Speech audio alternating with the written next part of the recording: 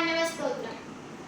जटाटवीगलज्जल प्रवाह पावितस्थले गलेवलम्भ्यलम्बिताम्बुजङ्गतुङ्गमालिकां ढमड्ढमड्ढमड्ढमन्निनादवड्डमर्वयं चकार छन्द ताण्डवं तनोतु नः शिवम्।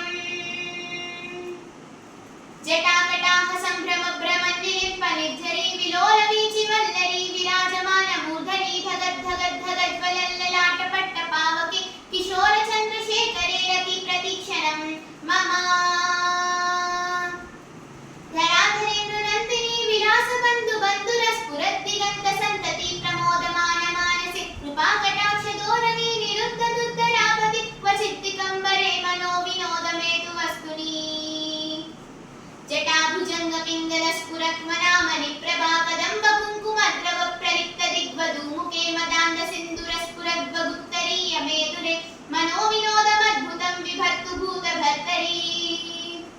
सहस्रलोचन प्रभृत्य शेषलेख शेखर प्रसून धूलि धोरणी विधूसरान्द्रिपीठभु भुजंग राजमालयानि बद्धजाट झूटका शिरे चिराय जायतां चकोर बन्धुशेखरः।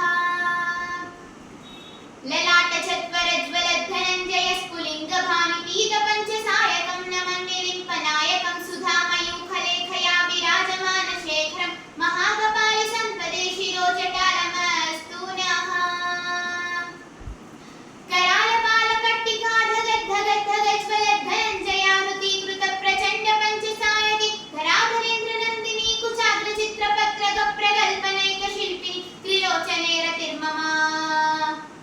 नवीन मेघमण्डली निरुद्ध दुर्धर स्फुरः कुहूनिशीतिनीतमः प्रबन्ध बन्धुकन्दरः निलिम्प निर्झरीतनस्तनोतु हृदि सिन्दुर कलानिदान बन्धुर श्रियं जगद्धुरन्धरः।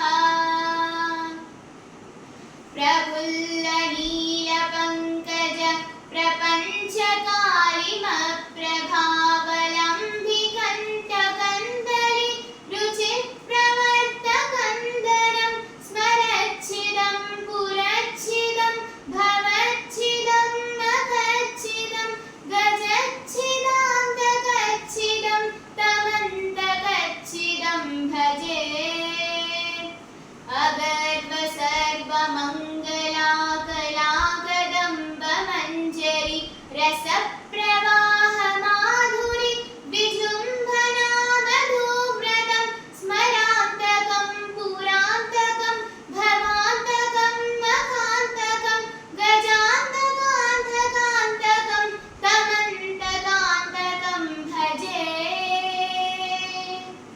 जयत्वदभ्रविभ्रम भ्रमद्भुजङ्गमश्वसं द्विनेत्रवक्त्रवत्पुरत्करालभालहव्यवाढ्यमिद्धिमिद्धिमिद्वरं मृदङ्गतुङ्गमङ्गल वनिक्रम प्रवर्तित प्रचण्ड ताण्डवः शिवा। दृशद्विचित्रतल्पयोर्भुजङ्गमौक्तिकस्त्रजो गरिष्ठरत्नलोष्टयो सुरुद्धिपक्षपक्षयो कृष्णारविन्दचक्षुषो प्रजामही महेन्द्रयो समं प्रवृद्धिकङ्करा सदाशिवं भजाम्यहम्। कदा निलिम्पनिर्झरी निकुञ्जकोटरे वसन् विमुक्तदुर्मतिः सदा शिरस्तमञ्जलिं वहन् विमुक्तलोललोचनो ललामभाललग्नकाशिवेति मन्त्रमुच्चरं कदा सुखी भवाम्यहम्।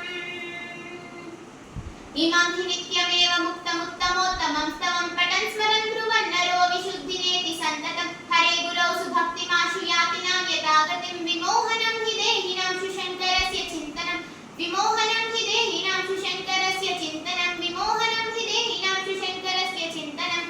ॐ नमः